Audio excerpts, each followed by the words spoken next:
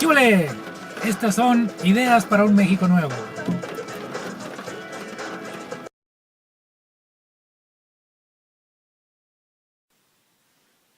Y mi compromiso de campaña número 9854 es que les vamos a construir un puente sobre su río. Aquí ni tenemos río. Pues les hacemos el río y luego les hacemos el puente. Procer Consultores es una empresa que tiene 16 años trabajando en el desarrollo humano y organizacional de las empresas, y esta plataforma tiene como objetivo que los compromisos que puedan hacer los candidatos puedan ser efectivamente viables en términos económicos, sea una propuesta seria, estén sustentados en estadística, en análisis, en datos duros, y que puedan ser medibles para que los podamos exigir nosotros como ciudadanos. Entonces partimos de 5 puntos. Uno de ellos, por ejemplo, es el referente a la visión. Es diferente que alguien venga y te proponga que el Estado o el municipio debe tener una visión agrícola, a quien propone una visión industrial. Es decir, el camino es totalmente diferente. Lo que se tiene que hacer es totalmente diferente, lo que se tiene que proponer y lo que se tiene que realizar. Y en esa medida, lo primero es que nos digan los candidatos cuál es su visión y cuál es su misión en términos del municipio o del Estado. Pero luego que me puedan desarrollar 5 puntos muy concretos, 5 objetivos estratégicos sobre los cuales tiene que girar su propuesta. Y todos estos documentos, estos 5 puntos, les estamos pidiendo, o la idea es pedirle a los candidatos que lo puedan firmar para que se hagan responsables de lo que están proponiendo. Por ejemplo, les pedimos en otro de los puntos que nos presenten un análisis presupuestal. Toda política pública que no tiene presupuesto son buenas intenciones, y ahí se va a quedar. Y entonces pedimos nosotros que puedan hacer un análisis financiero del Estado, del municipio, del último trienio, del último sexenio, y que nos puedan precisar, por ejemplo, cuáles han sido los ingresos, el egreso, cómo se ha dado en términos de lo que se llama capítulo de gasto, que es una forma muy concreta de poder ver cuál es el gasto corriente, cuál es el gasto de nómina, cuál es el gasto de inversión, cuál es la deuda que existe. Que podamos nosotros, a partir de ese estudio, determinar cuál es la deuda a corto plazo, qué es la deuda que causa más daño en términos directos a los pequeños empresarios, pequeños y medianas empresas. Y entonces les pedimos que ellos hagan ese análisis. Lo podemos hacer nosotros, claro, pero ¿qué nos interesa? Que el candidato entienda cómo está conformado el presupuesto, que podamos nosotros revisar en términos presupuestales los momentos contables, el devengado, el ejercido, el pagado, para poder determinar qué es lo que se está quedando por ahí a deber. Luego entramos a otro aspecto en donde, por ejemplo, alguien llega y te dice, oye, es que vamos a construirles un parque industrial. Y decimos, ok, el parque industrial, ¿en dónde lo tienes que ubicar? ¿En qué eje estratégico? ¿En qué objetivo estratégico tiene que incidir? Bueno, pues el de desarrollo económico, perfecto. Ahora me vas a decir qué requieres para poder llevar a cabo o cristalizar ese parque industrial. Y me vas a dar la serie de pasos. Por ejemplo, ¿qué es lo primero que requieres? Un terreno. Oye, ¿tienes un terreno? ¿Tienes reservas para hacerlo? No. Bueno, pues tienes que adquirir entonces un terreno. ¿Cuánto te cuesta? ¿De qué dimensiones es el terreno? Lo tienes que urbanizar. ¿Cuánto vas a invertir en la urbanización? Y entonces vamos desglosando esa propuesta que él está haciendo y la vamos convirtiendo en presupuesto. ¿Cuánto te va a costar? Y en total de la propuesta, el parque industrial, ¿cuánto te va a costar? Entonces entramos a la cuestión programática. Es decir, a ver, ahora dime, ¿cuál es el objetivo que persigues con esa propuesta que estás haciendo? ¿A qué población objetivo vas a incidir? ¿Sí? ¿Cuántos beneficiarios reales vas a tener? Dime los datos que sustentan eso que tú estás proponiendo, ese número de beneficiarios, o de dónde sacas esa población objetivo. Y luego establecemos indicadores con fórmulas, con mediciones, con seguimiento, para que todos los ciudadanos podamos darle seguimiento al cumplimiento de estas propuestas. Por ejemplo, los uniformes escolares. Se han entregado uniformes escolares.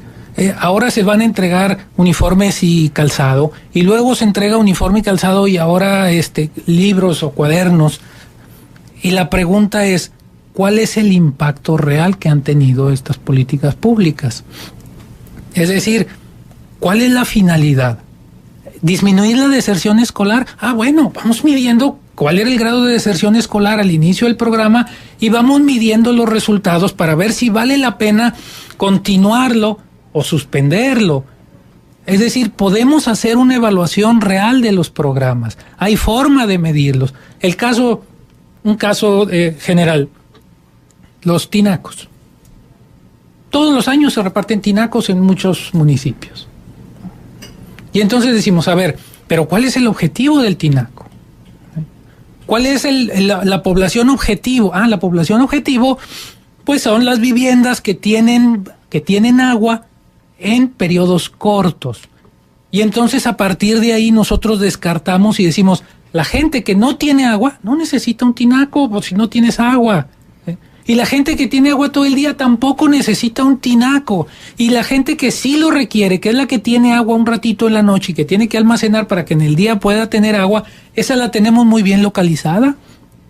Sabemos cuántas viviendas y sabemos en dónde.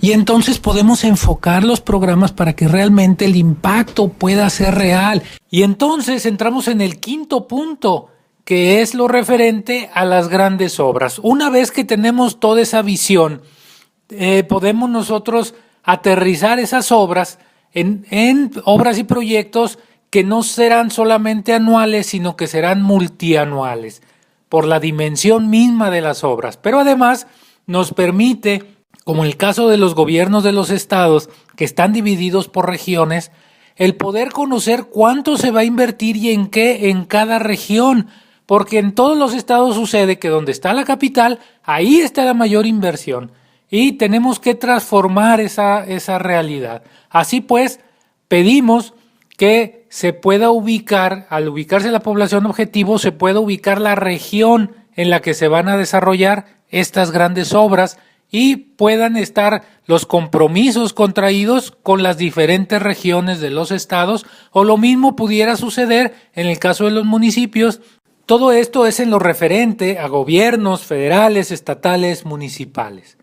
Pero cuando hablamos nosotros de los candidatos a diputados, sea locales, sea federales, entonces nos encontramos con realidades como esta que exponemos a continuación.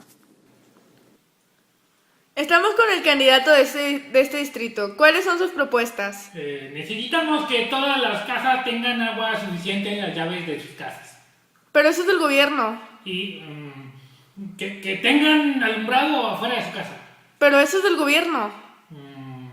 ¿Pero qué artículos va a reformar?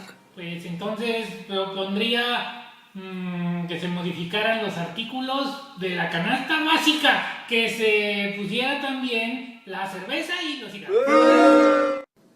Esto que acabamos de ver, que nos debe parecer grotesco, desgraciadamente es una realidad. Cuando escuchamos nosotros a los candidatos a diputados que son entrevistados en los diferentes medios de comunicación, lo que hacen es exponer una serie de necesidades que tienen que ver con la ejecución por parte del Ejecutivo, de los gobiernos, no propiamente del Poder Legislativo. Debe de quedar claro que la finalidad de los diputados es legislar, y en ese tenor proponemos nosotros que pueda haber 3 grandes ejes sobre los que puedan ellos hacer sus propuestas muy concretas a la ciudadanía. El primero es temas de gobierno, por ejemplo, ¿qué van a proponer en términos de transparencia? ¿Qué van a proponer en términos de rendición de cuentas? Etcétera. En el caso de temas relacionados con la sociedad, ¿cómo se tiene que modificar la legislación en términos de justicia, en términos de cuestiones laborales, educativas, de empleo, de mujeres, de programas gubernamentales, etcétera? Pero una situación vital en la que van a incidir los hoy candidatos a diputados cuando estén ya en el Congreso es lo referente a la familia, que está siendo atacada institucionalmente, buscando debilitarla y con ello, obviamente, y en una locura gubernamental, debilitar el tejido social.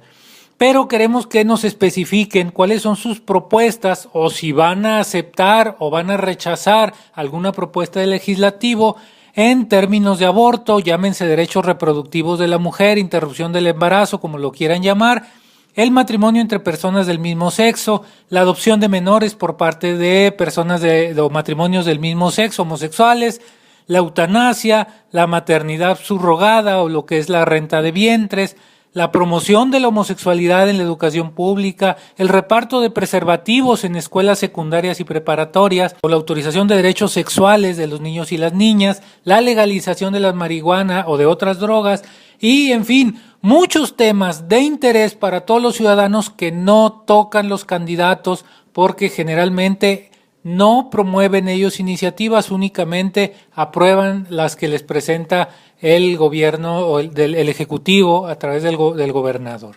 En ese tenor, pues, es importantísima la función que realizan y el impacto que tiene en la sociedad como para que podamos elegir gente que no va al Congreso a proponer, sino a sentarse a ver qué le proponen y en ese momento decidir a nombre de sus representados, lo cual es totalmente incorrecto. Proponemos que finalmente los debates que se realicen entre los candidatos puedan estar basados en este formato para que en lugar de irse a decir mariquita y que si tú eres y que si tú hiciste, que realmente puedan ir a presentar propuestas concretas de beneficio para la ciudadanía. Sueño con el día en que una propuesta valga más que una despensa. Estas son ideas para un México nuevo.